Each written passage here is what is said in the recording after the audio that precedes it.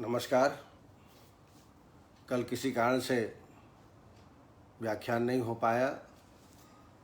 कल बिहार की इकाई ने एक वेबिनार रखा था, इस वजह से कल उपस्थित नहीं हो पाए।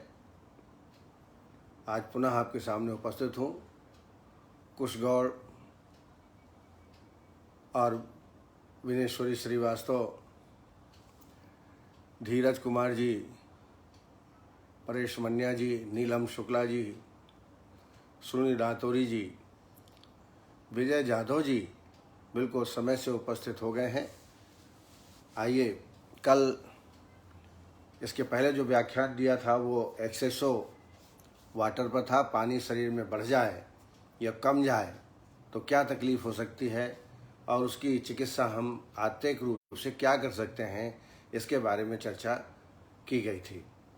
आज कई चिकित्सकों के आग्रह पर मधुमेह पर चर्चा करेंगे। एक बार हम मधुमेह पर चर्चा बहुत पहले कर भी चुके हैं, लेकिन आज फिर उस पर चर्चा की जाएगी।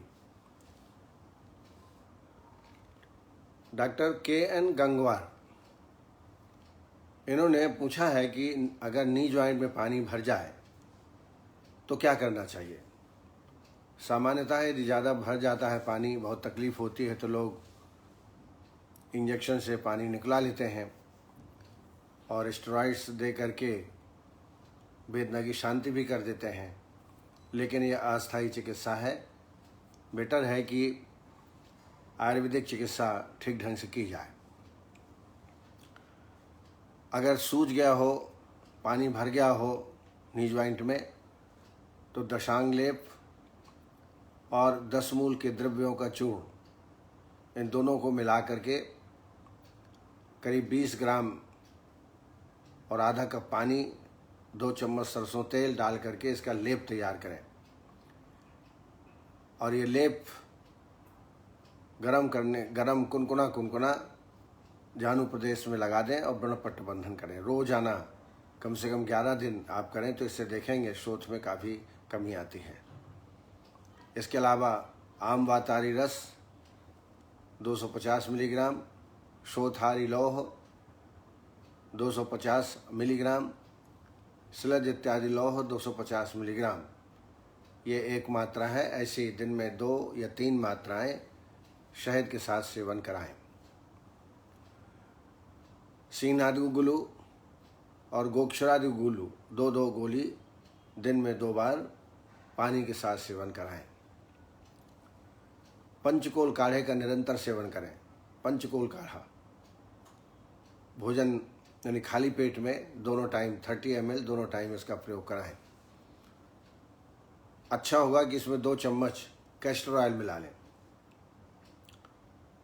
कैस्टर ऑयल मिलाने से पेट साफ होगा, क्योंकि जो पानी निकलता है शरीर के बाहर वो मूत्र मार्ग से, पुरुष मार्ग से, त्वचा के माध्यम से श्वास प्रश्वास की क्रिया के द्वारा पानी निकलता है, लेकिन ज़्यादातर तो मूत्र और पुरुष के द्वारा ही पानी निकलता है। तो निश्चित रूप से इसमें मूत्रल औषधियाँ और अनुलोमक औषधियों का प्रयोग इसमें ज़्यादा करना चाहिए। एक और उन्होंने प्रश्न किया है, एटोनिक और हाइपरटोनिक यूरिनरी ब्लैडर, इनकी चिकित्सा क्या होगी। तो पहले समझ लेते हैं कि एटोनिक ब्लैडर क्या है। एटोनिक ब्लैडर को फ्लैसिड कॉन्ट्रैक्टाइल ब्लैडर भी कहते हैं। इस अवस्था में ब्लैडर की मसल्स का पूर्णतः कॉन्ट्रैक्शन नहीं हो पाता और कॉन्ट्रैक्शन न होने पाने से मूत्र प्रवृत्ति ठीक से नहीं होती, कम होती है, तकलीफ होती है। इसको बोलते हैं एटोनिक ब्लैडर। हाइपरटोनिक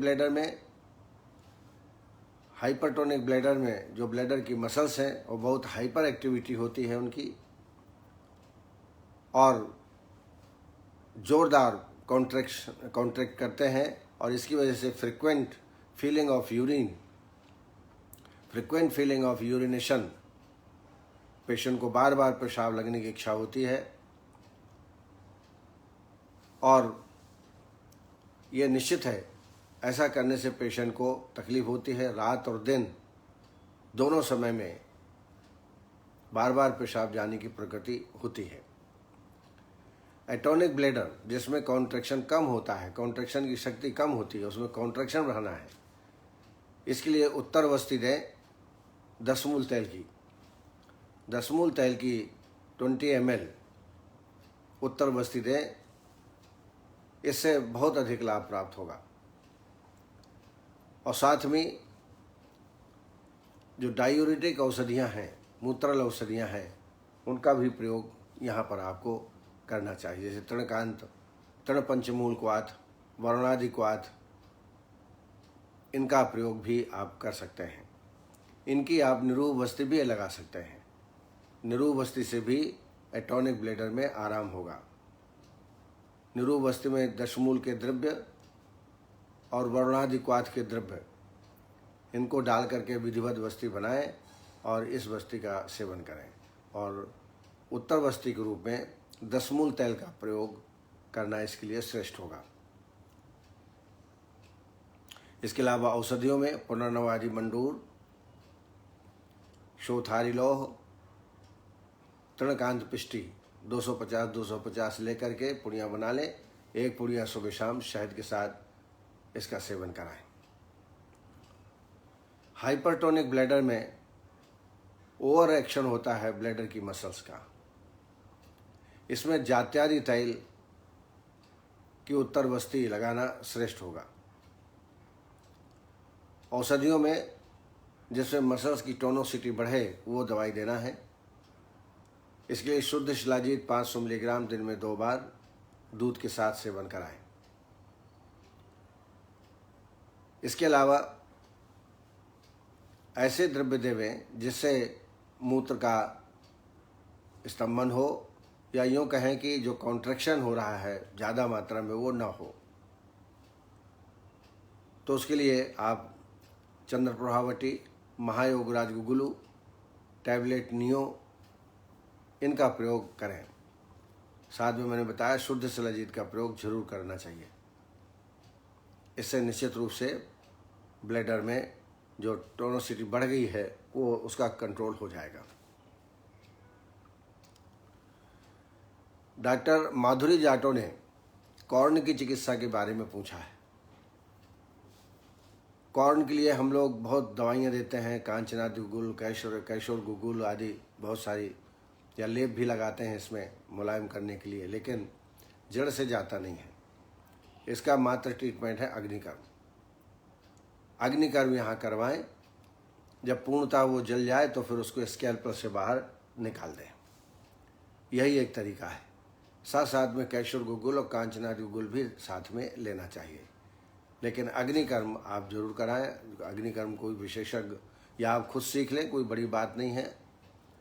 आपके पास अष्टांग धातु की सलाका होना चाहिए और उसको आसपास जला करके और फिर स्कैल्पल से बाहर निकाल देना चाहिए।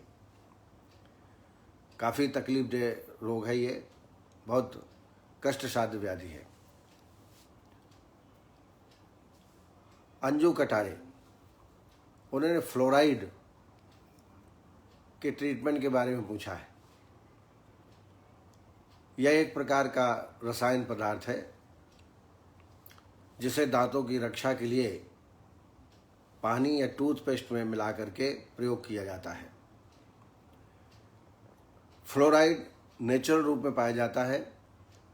टीथ में भी एक स्वाभाविक रूप में उसमें उपलब्ध रहता है। फ्लोराइड की मात्रा यदि कम हो जाए तो दांत बड़े कमज़ोर हो जाते हैं, टूथों में गड्ढे बन जाते हैं, कीड़े पड़ जाते हैं।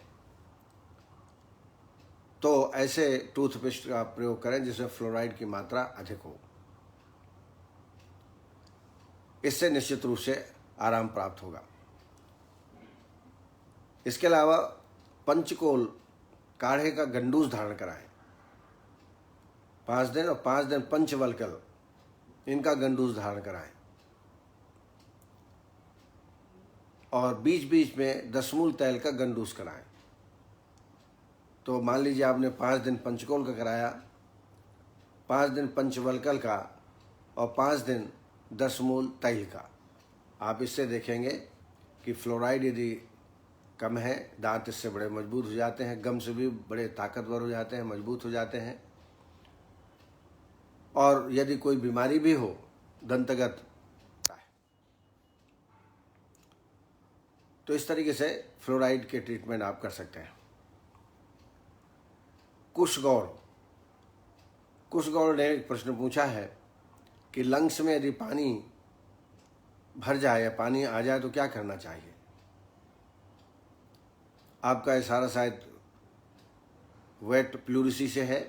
कभी कभी पेरिटोनियम के बीच में पानी भर जाता है और कभी कभी लंग्स में भी जलाधिक हो जाता है और उससे फिर कई प्रकार की बीमारियां, श्वास कष्ट, खांसी आदि आना प्रारंभ हो जाती है।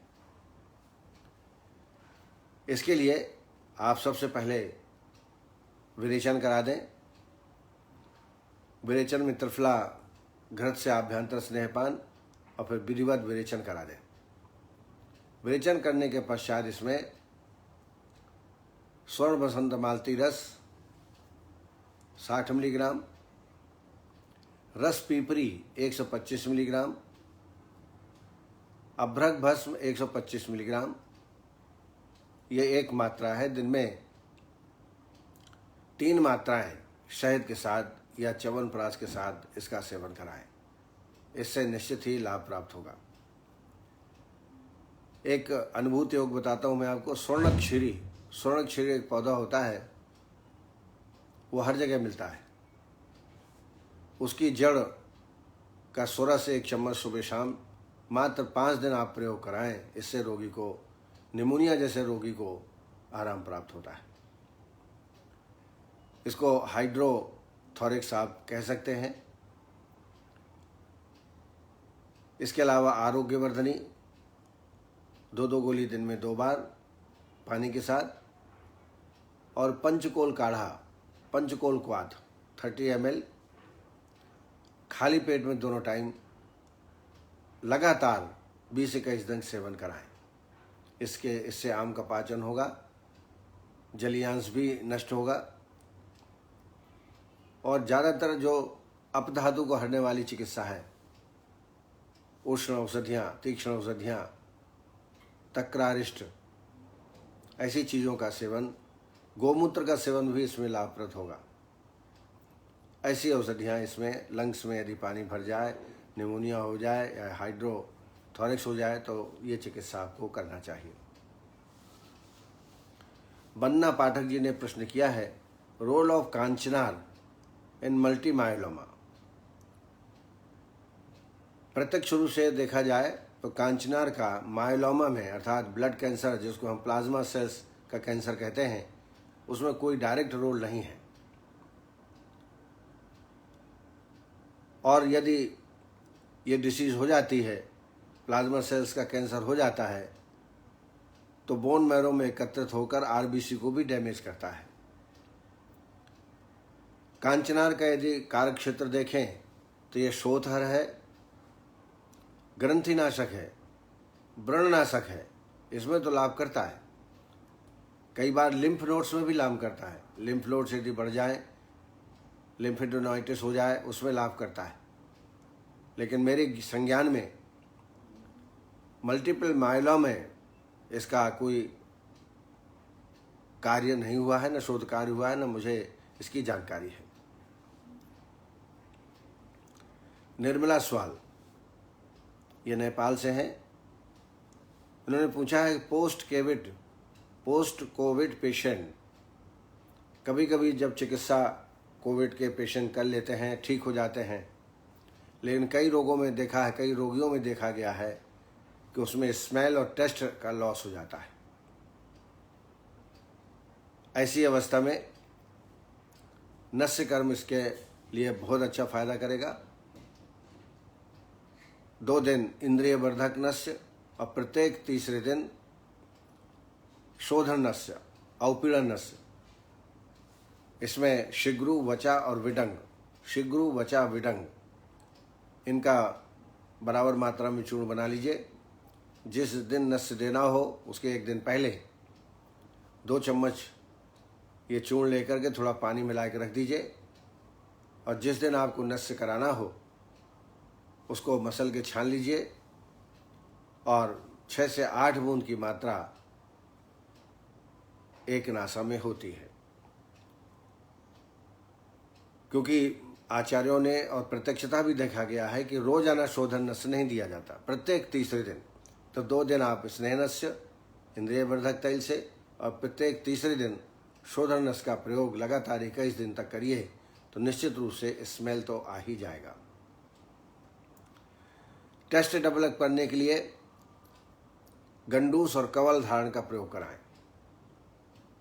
इसमें अजवाइन, लौंग, अदरक, काली मिर्च, ये 4 औषधियाँ का डिकॉक्शन बना लें, काढ़ा बना लें और इसका मुख में गंडूस और कवल धारण कराएं। दूसरी बात, भोजनाग्रे सदा पथ्यम लवण अदरक भक्षणम, भोजन के पूर्व में लवण और अदरक का सेवन कराएं। इससे भी रुचि पेशेंट में बढ़ती है। औषधियों में दादिमाष्टक चूर्ण, अष्टांग लवण, लवण भास्कर, ये 1-1 चम्मच भोजन के पहले दोनों टाइम देवें। इससे भी भोजन में रुचि होगी, टेस्ट आएगा। और ऐसी कोई चीज़ ना खाएं जो कि गरिष्ठ हो, बहुत भारी हो, ऐसी चीज़ पेशेंट न दें।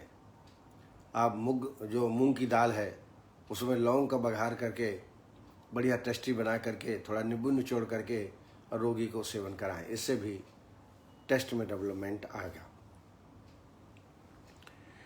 डॉक्टर विकेश महाजन, उनने पूछा है गंधक द्रुति पान विधि, किन किन रोगों में इसका प्रयोग कर सकते हैं।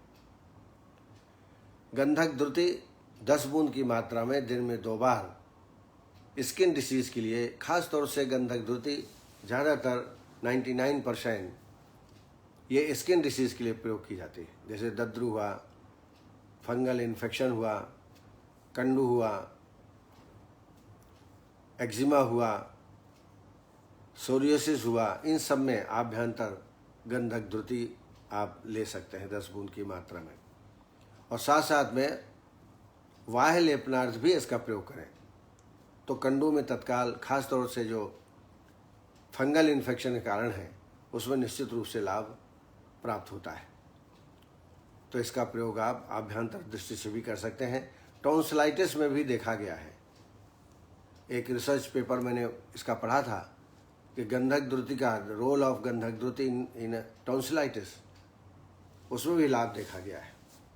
लेकिन ज़्यादातर स्किन डिसीज में ही इसका प्रयोग अपेक्षित है।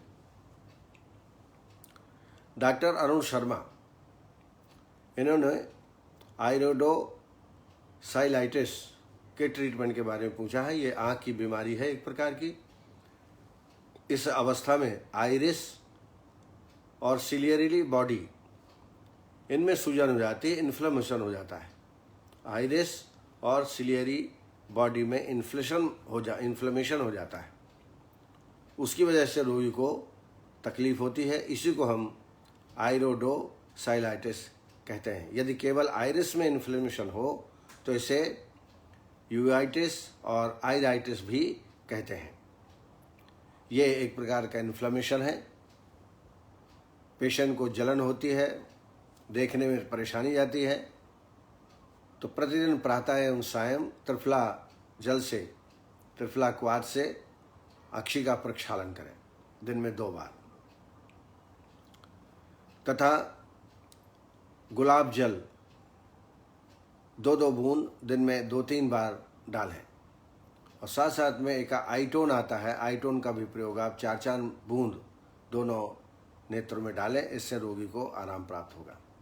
ज़्यादा जलन हो, ज़्यादा तकलीफ हो तो जो ककड़ी के टुकड़े काट करके खीरा और उसको आँखों के ऊपर रखना चाहिए। दूध के फावे कॉटन 2 में डुबो करके निचोड़ करके और आँखों में रखना चाहिए। इससे भी रोगी को लाभ प्राप्त होता है। क्योंकि इन्फ्लेमेशन है, इन्फ्लेमेशन थोड़ा कम हो जाए तब आप जो है अक्षी तर्पण भी कर सकते हैं। लेकिन जब तक इन्फ्लेमेशन हो, लाल रंग की आँख हो या वेदना हो, तकलीफ हो, उस वक्त तक अक्षि तर्पण नहीं करना चाहिए। तो इस तरीके से कुछ प्रश्न जो उपस्थित हुए थे उनके बारे में हम लोगों ने चर्चा की। अब आइए जो मुख्य विषय है आज चर्चा का विषय वह है मधुमेह। मधुमेह के बारे में चर्चा करेंगे और कुछ हमारे साथी जो लगातार इस कार्यक्रम को सुन रहे हैं, ऐसे हमारे डॉक्टर मुबिन मुल्ला जी, नवीन जोशी जी, जो को कार्यक्रम का संयोजन भी करते हैं, सुनते भी हैं और कमेंट्स भी करते हैं, और प्रतिदिन यूट्यूब में भी व्याख्यान को डाल देते हैं ताकि ज़्यादा से ज़्यादा लोग इसका प्रयोग कर सकें।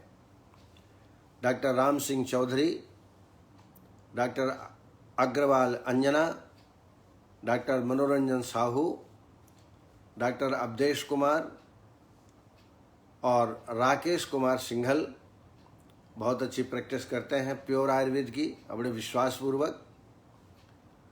सुखवंत मिश्रा जी, गिरिजा प्रसाद जी, योगेश महाजन जी, रेखा वर्मा, डॉक्टर रविंद्र सागर जी, डॉक्टर सविता पटेल जी, परेश मन्या जी, विनेश्वरी श्रीवास्तव, महेंद्र कौशल जी, मनदीप शुक्ला जी, आनंद आयुर्वेद, पंकज शुक्ला, प्रशांत साने जी, ज्योति बाला डामोर,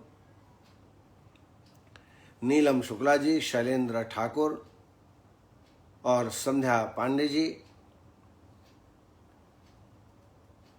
पूजा शर्मा, अरुणा शर्मा, भारती देश पांडे और हमारे वरिष्ठ चिकित्सक वंदना पाठक जी, अदिति त्रिपाठी जी, माधव मिश्रा जी, शिल्पा पालस्कर, वरिष्ठ चिकित्सक सुनील रातुरी जी और एक बहुत ही पंचकर्म के विशेषज्ञ, बहुत ही विद्वान सजग चिकित्सक हैं आयुर्वेद के, वैद्य शशिकांत राय, जो इलाहाबाद में प्रैक्टिस करते हैं, पंचकर्म का उनका हॉस्पिटल है। अंजू कटारे जी, संजय जी, बिंदु गुप्ता जी, महेंद्र चतुर्वेदी जी, वरिष्ठ चिकित्सक बंबई के, और राजेंद्र सिंह, ये इस कार्यक्रम से जुड़े हुए हैं। नित्य कार्यक्रम व्याख्यान का श्रवण भी करते हैं, अनुपालन भी करते हैं।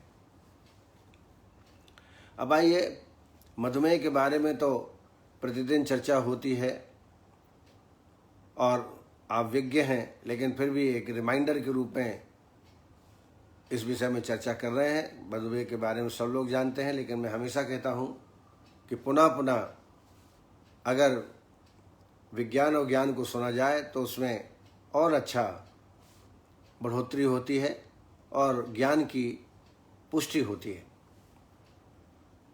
प्रमेह, वास्तव में प्रमेह तो बहुत बड़ा सब्जेक्ट है।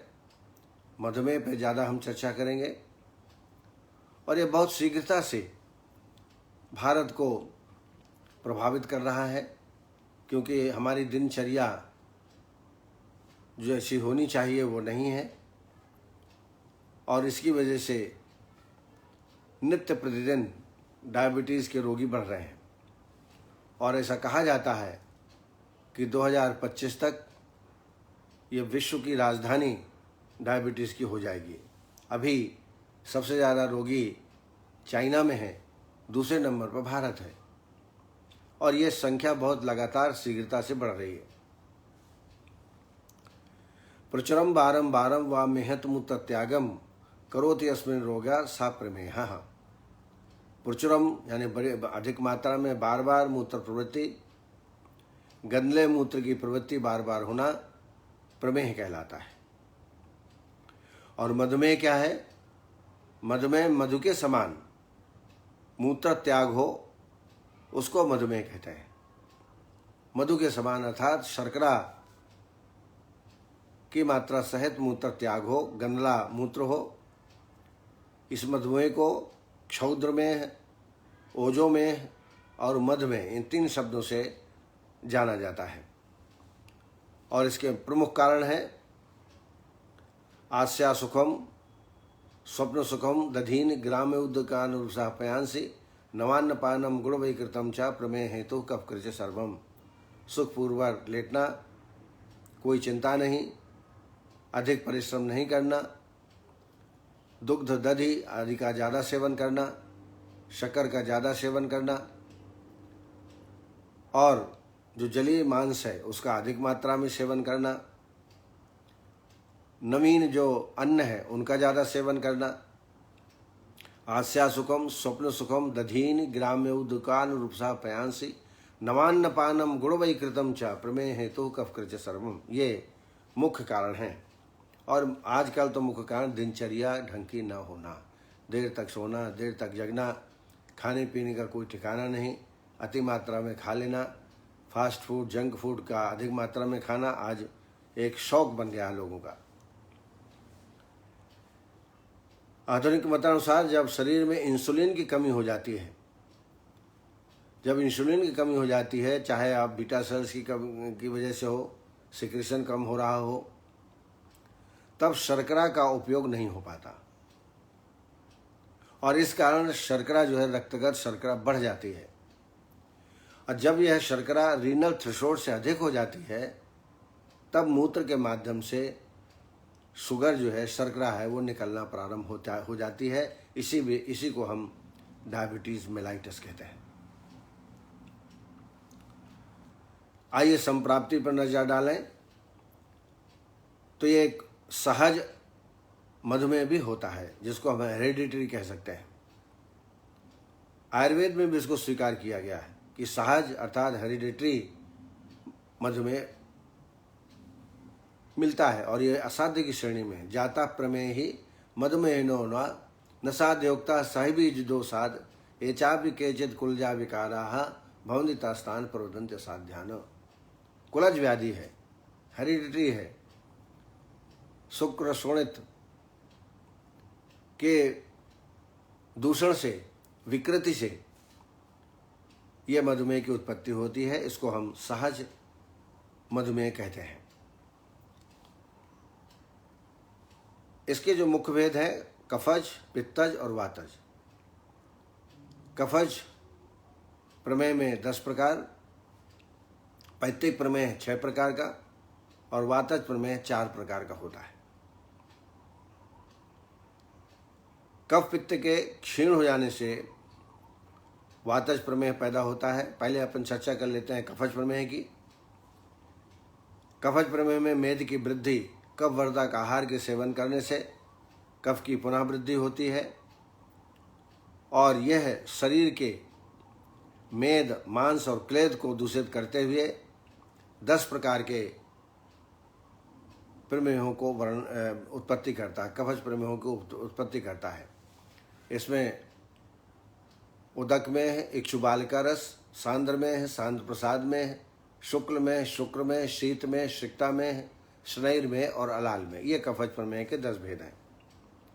पित्तज प्रमेह अधिक अम्ल आदि के सेवन करने से वस्ती प्रदेश में स्थित पित्त मांस, क्लेद और मेद को दूषित करते हुए 6 प्रकार के पित्तज प्रमेह को उत्पत्ति करते हैं। क्षार में, काल में, नील में, हरिद्रा में, मंजिष्ठा में और रक्त में। ये 6 प्रकार के पैत्तिक प्रमेह हैं। वातज प्रमेह कफ और पित्त के अधिक मात्रा में क्षीण हो जाने से वृद्ध वायु धातुओं को जैसे कि वसा और मज्जा और ओज को, मसा, मज्जा, ओज और लसिका को दूषित करते हुए वातज प्रमेह के 4 प्रकार के उत्पन्न होते हैं। उसमें वसा में है, मज्जा में है, हस्ती में है और ओजो में, या जिसको हम मधुमेह कहते हैं। इस तरीके से ये इनकी संप्राप्ति बनती है। मेदश्च मांसम च शरीरजम क्लेदम कफो वस्तिगतः प्रदूष्य करोति मेहान समुदीर्ण मुष्णे स्थानो पित्तम प्रदूष्यम चापी क्षीणेषु दोषेषु वाकृष्य वस्तु धातुन प्रमेहान हिलात। इसकी एक संप्राप्ति बहुत अच्छी विशेष संप्राप्ति सूत्र स्थान 17 में प्राप्त होती है चरक में। इसमें स्वनिदान के प्रयोग से कफ और पित्त मांस की वृद्धि होती है और इसी कारण वायु का अवरोध होता है, वायु का प्रकोप होता है, फिर ओज के साथ मूत्राशय में प्रविष्ट होकर के मधुमेह की उत्पत्ति करता है। चरक 17 श्लोक नंबर 81। श्लेष्मा च पित्तम च मेदश्च मांसम चापि प्रवर्धते तैरावृत गतिर्वायु ओजाहदाय गच्छति यदावस्थितं तदा कृच्छो मधुमेह प्रवर्तते समानुतस्य पित्तस्य कफस्य च मुहुर्मुहुः दर्शित आकृतिम गत्वा क्षमा व्याप्ते पुनः। ये एक विशिष्ट संप्राप्ति आचार्यों ने वर्णन की है चरक संहिता में। पूर्व रूप में दांत नेत्र आदि में अधिक मल का हो जाना, शरीर में चिक्कणता, दाह की अनुभूति, ये पूर्व लक्षण है। दंतादि नाम मलाढ़त्वम प्राग रूप पाणिपादयोः दाहश्चिक्कणता देहे तृढ़ स्वाद्वांश जायते। तृषाधिक भी रोगी में पूर्व के लक्षण के रूप में प्राप्त होता है। इसके प्रमुख जो लक्षण है वह है प्रभूत मात्रा में मूत्र का त्याग, मूत्र आविल वर्ण का, शरीर में गौरवता, विबंध अर्थात कॉन्स्टिपेशन, तृषा की वृद्धि और क्षुधा की वृद्धि, ये प्रमुख लक्षण पाए जाते हैं डायबिटीज मेलाइटिस में, जिसको हम मधुमेह कहते हैं। साध्यासाता में साध्याः कफोत्ता 10, जो कफज 10 प्रकार के प्रमेह हैं वो साध्य हैं। क्योंकि इसमें दोष और दूष समान है तो दोष की चिकित्सा करते हैं, यानी कफ प्रधान मेद है, कफ की चिकित्सा करेंगे तो मेद की आपस में चिकित्सा हो जाएगी स्वयं। मेद की चिकित्सा करेंगे तो कफ की चिकित्सा हो जाएगी। इसलिए ये 10 प्रकार के जो कफज प्रमेह हैं वो साध्य हैं। पित्तजा सड्याप्या, लेकिन पैतृक जो 6 प्रकार के प्रमेह हैं वो याप्य हैं।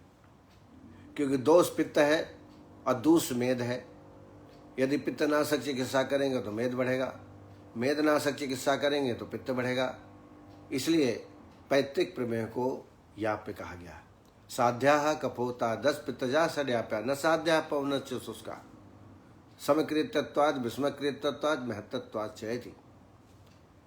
कफज प्रमेह समक्रिया है, पैतृक प्रमेह विषम क्रिया है, लेकिन वातज प्रमेह महत्तत्वाद इतनी शीघ्रता से धातुओं का क्षरण होता है कि ऐसी कोई औषधि नहीं है कि उस क्षरण को हम पूर्ति कर सकें।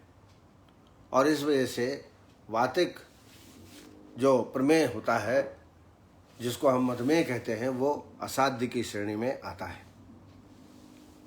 उपद्रव के रूप में तृष्णा, अतिसार, दाह, दुर्बलता, अनिद्रा, कंडू और पिपासा अधिक, क्षुधा अधिक, ये उपद्रव रोगी में प्राप्त हो सकते हैं। अब आइए थोड़ा चिकित्सा के बारे में चर्चा करें। चिकित्सा सिद्धांत को बताते हुए चरक ने कहा है कि यदि स्थूल व्यक्ति हो, बलवान व्यक्ति हो, दोष अधिक हो तो उसमें संशोधन करना चाहिए। कफाधिक हो तो वमन कराएं, पित्ताधिक हो तो विरेचन कराएं। ये साफ साफ चिकित्सा सिद्धांत है। लेकिन डायबिटीज का रोगी यदि कृश हो तो उसमें संशमन चिकित्सा करना चाहिए। सत्तू, कषाय, जौ, अवलेह, लघु आहार का सेवन। तो स्थूल में जो कारण बताए हैं जिसके कारण ये रोग उत्पन्न होता है, वो कहना चाहिए नॉन इंसुलिन डिपेंडेंट डायबिटीज़ कह सकते हैं, और कृश को इंसुलिन डिपेंडेंट डायबिटीज़ कह सकते हैं। स्थूला प्रमेही बलवान है कहा कृशस्थई का परिदुर्बलस्य संब्रह्मणम तत्व कृशस्य कारम संशोधनम दोष बलाधिकस्य। संशोधनम नाहरति यह प्रमेही तस्य क्रिया संसमनी प्रयोज्याः मंथा कषाया यवचूर्णलेहाः प्रमेह शांते लघुस्य भक्ष्याः। शोधन के लिए कहा गया है। स्निग्धस्य योगा विविधा प्रयोज्याः कल्पोपदृष्टे मल शोधनाय ऊर्ध्वम तथा अधस्य मले प्नीते मेहेषु संतर्पणम एवं कार्यम। अगर दोषाधिक है, स्थूल व्यक्ति है, बलवान व्यक्ति है, ऐसी अवस्था में वमन और विरेचन कराना चाहिए। तो वमन के लिए आभ्यंतर स्नेहपान त्रिफला घृत या पिपली से सिद्धित घृत का प्रयोग करना चाहिए। जब सम्यक स्नेह के लक्षण प्राप्त हो जाएं तो वमन करा दें। वमन कल्प के रूप में मुलैठी और आमल की, मुलैठी आमल की, इनका 30-30 ग्राम लेकर काढ़ा बना लीजिए 100 ml, और इसमें मदन फल पिपली योग कूट करके 15 ग्राम भिगो के रख दीजिए बमन के एक दिन पहले। और जिस दिन बमन कराना हो इसको मसलिए, छानिए, 5 ग्राम के आसपास सेंधो और 20 ml शहद डाल करके मदन फल कल्प तैयार हो गया। और इसी मदन फल कल्प के द्वारा आप वमन कराएं। पित्तांतम वमनम श्रेष्ठम कफांतम च विरेकमाहु। संसर्जन कम कराएं और वमन के 15वें दिन विरेचन कराएं। विरेचन के लिए भी आभ्यंतर स्नेहपान त्रिफला घृत का या पिपली से सिद्धित घृत का सेवन कराएं। और विरेचन कल्प के रूप में त्रिफला 50 ग्राम, निशोथ 30 ग्राम, छोटी हरड़ 30 ग्राम। त्रिफला 50 ग्राम और छोटी हरड़ और निशोथ 30-30 ग्राम, इनको लेकर के 100 ml काढ़ा बना लें और इसमें 30 to 40 ml कैस्टर ऑयल मिला करके विरेचन विधिवत कराएं। विरेचन करने के बाद संसर्जन क्रम, और संसर्जन क्रम करने के बाद अर्थात विरेचन के 9वें दिन से बस्ती चालू करें। अनेकों वस्ती शास्त्रों में वर्णित है, लेकिन 2 वस्ती मैं आपको बताना चाहूँगा जो कि प्रमेह के लिए, मधुमेह के लिए बहुत ही श्रेष्ठ है। और मैं ये भी अपने एक्सपीरियंस के आधार पर बताऊँ कि यदि 1 वर्ष तक का डायबिटिक पेशेंट है तो यू कैन क्योर। बहुत पुराना है तो प्रत्याख्य करके चिकित्सा करें, उसकी एलोपैथिक दवाई कम से कम छूट जाए, इतना आप कर सकते हैं। वस्ती के लिए एक बहुत प्रसिद्ध वस्ती है सिद्धि स्थान 8, श्लोक नंबर 8। इसमें चिरायता, पटोलपत्र, निम्ब, रासना और सप्तपर्ण, ये 5 औषधियाँ हैं। चिरायता, पटोलपत्र, निम्बपत्र, रासना और सप्तपर्ण, इनको 50-50 ग्राम ले करके 300 ml काढ़ा बना लीजिए। और इस काढ़े में 50 ग्राम सरसों का कल्क और त्रिफला घृत 50 ml, सेंधो 5 ग्राम मिला के बस्ती तैयार करिए। और ये बस्ती प्रतिदिन देना है, 21 दिन दीजिए कम से कम। इसमें अनुवासन बस्ती नहीं देना है, क्योंकि अनुवासन वर्जित है। प्रमेह रोग में अनुवासन बस्ती नहीं देना चाहिए। उदरी च प्रमेही च कुष्ठी स्थूलाशमानवाह अवश्यम स्थापना स्याति नानुवास से कथंचन। तो एक बस्ती ये हुई, और दूसरी एक माधुतलिक बस्ती, ये बड़ी प्रसिद्ध बस्ती है, इसका प्रयोग करें। इसका पूरा विवरण मैंने अपनी किताब में लिखा है, आपने देखा होगा। मधु स्नेहन कलकाघ कसाय आवतो क्रमात् त्रीण षड द्वय 10 तीर्ण पलान अनिल रोगणाम पित्ते चत्वारी चत्वारी द्वय द्वय पंच चतुष्फलम षड तीर्ण द्वय 10 तीर्ण कफे चापि निरूढ़म। शास्त्रों में मात्रा का संयोजन कैसे करना, कितनी मात्रा डालना, मधु स्नेह कितना डालना, बस वहाँ बताया कि बराबर मात्रा में डालना। तो मैंने अनुभव से इसकी मात्रा का निश्चय किया है, किताब में आपने देखा होगा। ये बस्ती भी प्रमेह के लिए श्रेष्ठ है। वैसे माधुतैलिक वातव्याधियों में भी श्रेष्ठ है, लेकिन मधुमेह के लिए भी ये बस्ती बहुत अच्छी है। संशमन चिकित्सा के लिए मैंने योग बताया था, मैं फिर से रिपीट करता हूँ। पलाश पुष्प चूर्ण, पलाश पुष्प चूर्ण बाजार में मिलता है, अन्यथा मार्च अप्रैल में पलाश में फूल बहुत मात्रा में खिलते हैं, उनको कलेक्ट कर लीजिए, सुखा लीजिए। सुखाने के बाद 3 भावनाएं क्रमशः निम्बपत्र, बिल्वपत्र और करेला, इनके सुरस से 3 मात्राएं दे करके पलाश पुष्प चूर्ण तैयार कर लीजिए। कैसे करना तो एक बता देता हूं मैं आपको। आप बारीक चूर्ण तैयार कर लीजिए। निम्बपत्र पर्याप्त मात्रा में तोड़ करके उसको कुकर में अच्छी तरह 8-10 सीसी लाने तक बॉईल कर लीजिए, फिर उसमें ठंडा होने दीजिए, फिर इसको मिक्सर में डाल के पीस लीजिए और फिर उसका रस निकाल लीजिए। रस इतना होना चाहिए कि पलाश पुष्प डूब जाए। फिर इसके बाद उसको श्राद्ध भर रखा रहने दें।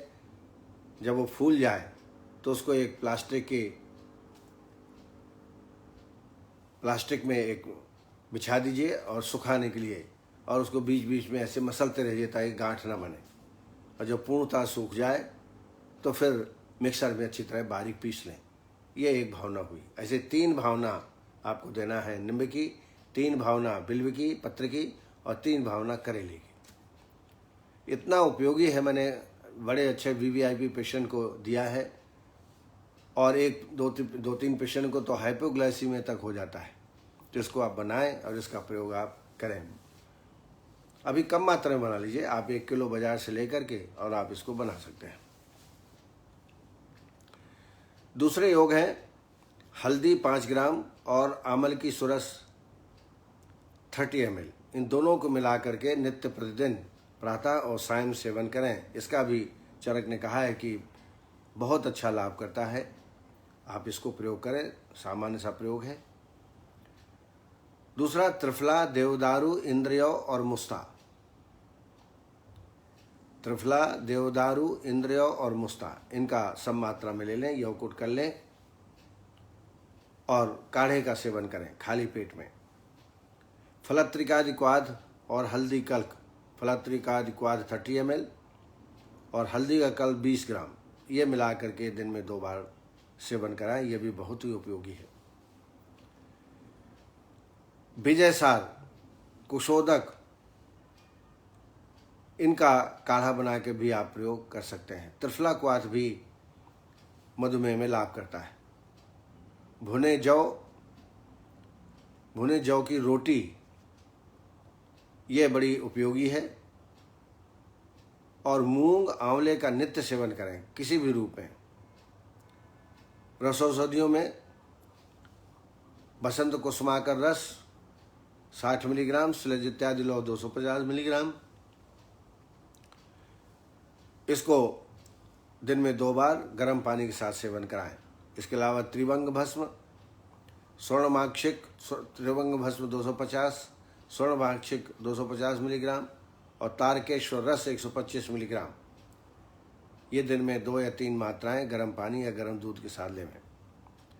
इसके अलावा चंद्र प्रभावटी, शिवा गुटिका, इनका सेवन भी आप पेशेंट को कराएं। और एक योग में विशेष बताता हूँ, वर्धमान बसंत कुसुमा का रस। वर्धमान पहले दिन 30 ml, फिर 60 ml, 30 मिलीग्राम आप बढ़ाते जाइए। 30 मिलीग्राम आज दिया तो कल 60 मिलीग्राम, ऐसे बढ़ाते क्रम में 10 दिन दीजिए और 10 दिन में जो मात्रा आ जाए उसको 10 दिन कंटिन्यू रखिए और फिर घटाना चालू करिए 30 मिलीग्राम तक। इसी के साथ करेला का सुरस पेशेंट को देना है। पहले आधा कप, फिर आधा कप, फिर 1 कप, 1.5 कप, 2 कप, इस प्रकार से बढ़ाते क्रम में। और खाना लघु आहार, मूंग की दाल और रोटी, ये मतलब हल्का खाना खिलाएं और साथ साथ में इसका प्रयोग करें। आप देखेंगे कि जो इंसुलिन डिपेंडेंट पेशेंट हैं उनको भी अच्छा लाभ प्राप्त होता है। इसके अलावा व्यायाम और पैदल चलना भी एक आधी चिकित्सा के रूप में स्वीकार किया गया है। डेली कम से कम अपनी ताकत के आधार पे 2 किलोमीटर 4 किलोमीटर चलना प्रारंभ करें और थोड़ा तेज गति से चलें जिससे पसीना आए। और आसनों में मंडूक आसन ज़्यादा उपयोगी है, सर्वांगासन भी इसमें करना चाहिए। इससे मूवमेंट होगा, पैंक्रियाज की गति में मूवमेंट होगा, किडनी का स्टिमुलेशन होगा, पेशेंट ठीक होगा। तो इन ट्रीटमेंट के साथ व्यायाम प्राणायाम भी करें, निश्चित रूप से आप पेशेंट को लाभान्वित कर पाएंगे। इन्हीं शब्दों के साथ आज मैं अपनी वाणी को यहाँ विराम देता हूँ। कल फिर इसी वक्त एक दूसरे रोग के साथ आपके समक्ष प्रस्तुत होंगे। तब तक के लिए धन्यवाद। आपने इस कार्यक्रम को देखा। जय आयुर्वेद।